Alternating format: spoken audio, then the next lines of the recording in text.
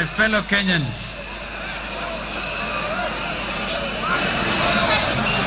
mimi leo nina furaha tele kurudi Uhuru Park. Ni hapa Uhuru Park ambapo historia iundwa. Lakini kwanza niwasalimie, mnaweza mkanipa Wiper? Wiper! Wiper! Utanipa NASA nikisema Wiper! Wiper! Ford Kenya, ODM, ANC, CCM, Kedero, Raila, Kalonzo, Mudavadi, Weta, Isaac Ruto. Basi mabibi na mabwana, Joho, haya, Hassan Omar, kila mtu ni NASA. Basi mabibi na mabwana, leo hii nina furaha kabla ya kumwalika ndugu yangu hapa, na mimi nimezungumza machache mno. Kwanza tunajua yale mliokuwa mkitarajia ambayo amesoma na ndugu Musalia imeleta hali ya furaha, pengine wasiwasi.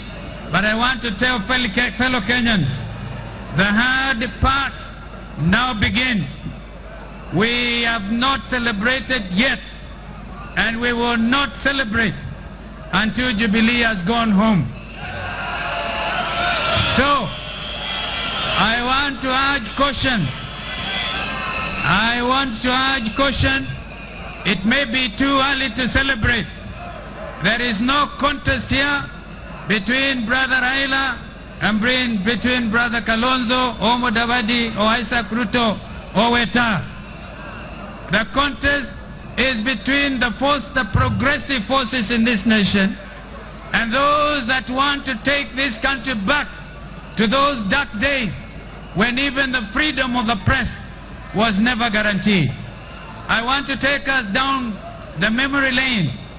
It was here on August 17, just under 2 weeks before the 8th of August, but in this case, August 17, 2010, when this country witnessed the birth of a new constitutional order.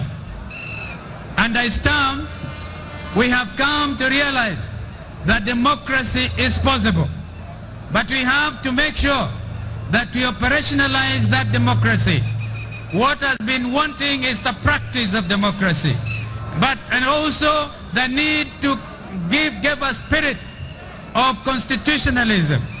Therefore, August the 17th, 2010 will go down in history as a beautiful day here at Uhuru Park. It is here at Uhuru Park that I remember my good self and my brother Raila, together with the former president, now retired Mwai Kibaki, were able to launch the new constitutional dispensation.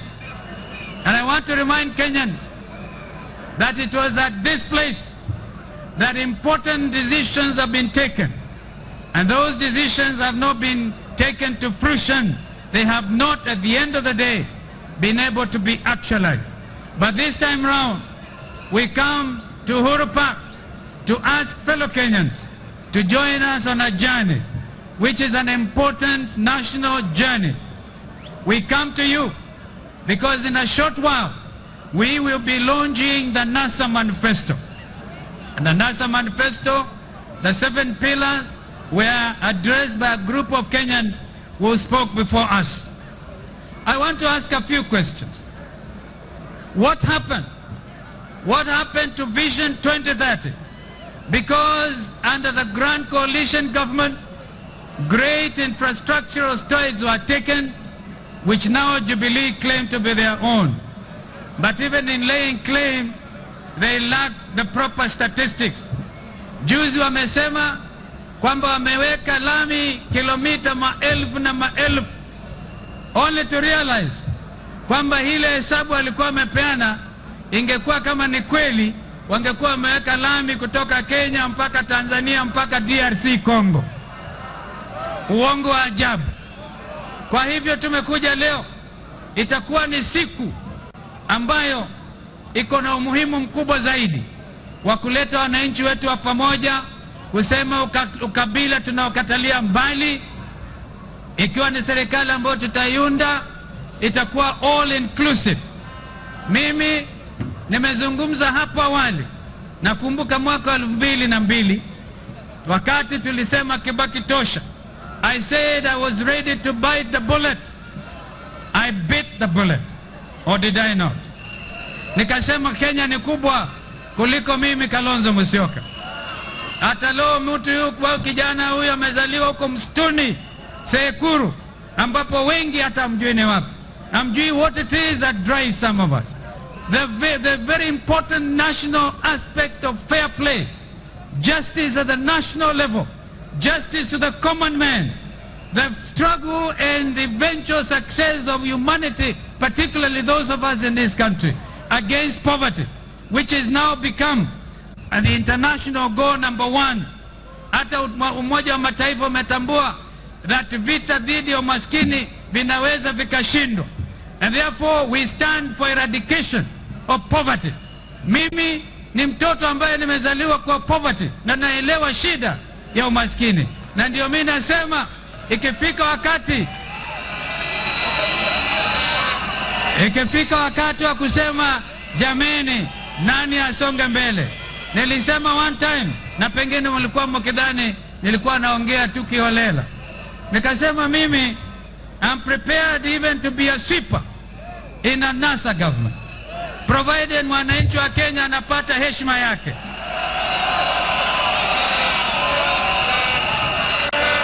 Lakini mabibi na mabwana, tumesikia juu ya Eurobond, NYS, maajabu.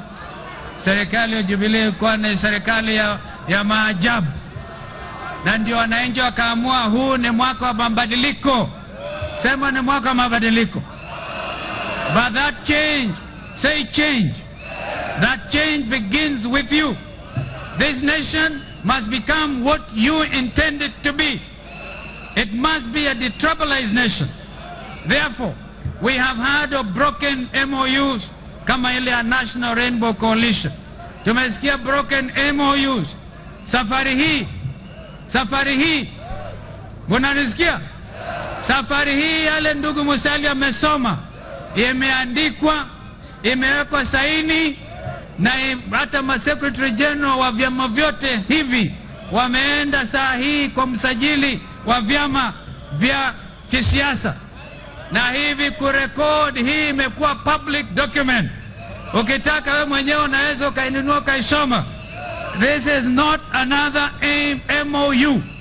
This is an agreement with the people of Kenya that never again will there be political gerrymandering. There will not be political deceit. Ikiwa Kalonzo atasema songa mbele Raila songa mbele. Na mnajua maana ya bendera ambayo ndugu Raila ataibeba. Hii bendera iko na uzito mkubwa sana. Maana ya kuwa na mgombea mwenza, nataka tuelewane. Maana ya mgombea mwenza ni kwamba akiona uzito uko mwingi, anasema ndugu Kalonzo nisaidie. Tunaelewana hapo? Akiona kuna jasho mingi, na alafu akiniambia, na mimi mara moja tutaita ndugu Weta, ndugu Musalia na ndugu Isaac Ruto. Kile kiliharibu summit chini ya National Rainbow Coalition ni kwamba viongozi ambao tuliungana pamoja tuliposhinda mnajua 2002 tukashinda kwa wingi zaidi, an avalanche. Lakini from day one tukamtuma mzee Mudi Awori, mimi na Raila, kwenda mwambie mzee Kibaki tunataka mkutano. Tukarudi tena pale Matere Kiriri, kisha mwishowe akamwambia ndugu Raila, if I were you, I would play the role of a minister. Hakuna summit tena, you are cabinet minister. Na hivi basi kukaibuka hali wa wasiwasi. Siku 9 ambazo tulikuwa tumesema tutapatia wananchi katiba, Badala ya katiba tukapatiwa not Bomas draft, ikawa Kilifi draft, hata kuharibu jina la kaunti muhimu kabisa ya Kilifi. Kwa hivyo tukaenda tukawashinda, and that was the birth of the Rainbow Movement. Mnakumbuka tulianza pamoja kama ODM Kenya. Hata nikamfunza waziri sasa hivi Nkaisheri ambaye amesahau historia yake, vile ambavyo tulianzisha muungano wa chungwa. Kisha shetani akaja akaingia katikati yetu. Badala ya chungwa tukawa machungwa mawili. Hata hatukujua kugawanya chungwa. Raila anaenda na chungwa na nusu, mimi naenda na chungwa na nusu, yeye akabaki na chungwa moja. Kwa hivyo historia hiyo yote iko nyuma yetu. Sasa tunaamini chini ya mkataba huu ambaye ataregea na kuharibu heshima ya wenzake, basi wenzake watarudi hapa Uhuru Park. Na mimi nataka nikome hapo leo. Alafu niseme hivi, I want to propose a question. Nyinyi sasa ni bunge la wananchi wa Kenya, ambayo bunge yenyewe imekusanyika hapa Uhuru Park. Sasa tuko na speaker mwenyewe alisema order, lakini hakusikia para mahali aliposema order. And you will never know, probably how mimi nilikuwa deputy speaker kwa miaka 5. And I want to propose a question to the Kenyan people. And the question ambayo nyinyi hamtasema ndio sahihi, mtaenda na hiyo majibu mpaka nyumbani. Majibu tutataka tarehe 8 mwezi wa 8, because a question will have been proposed. Therefore I propose a question that my brother Raila Amolo Odinga awe rais wa 5 wa Jamhuri ya Kenya.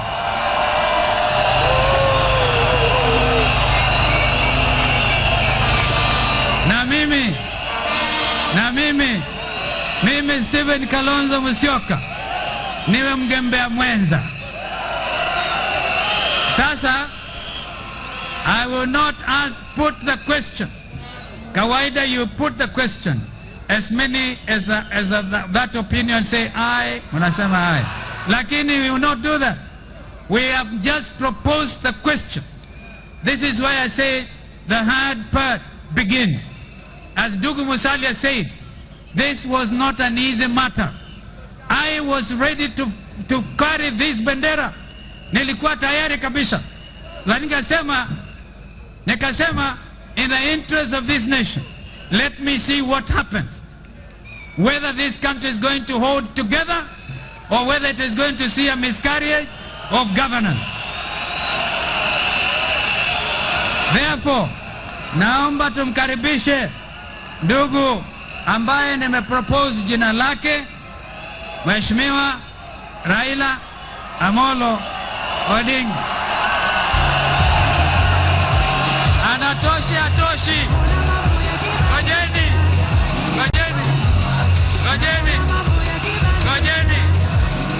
Gojeni. As I propose this question, nitamshikilia mkono kwa sababu yeye mwenyewe alikuja hapa akauliza swali, je, Kibaki anatosha atoshi? That was a question that he put. Alafu mwenyewe mkapigia Kibaki kura. I have proposed a question. Jameni, nitaulizeni, anatosha atoshi?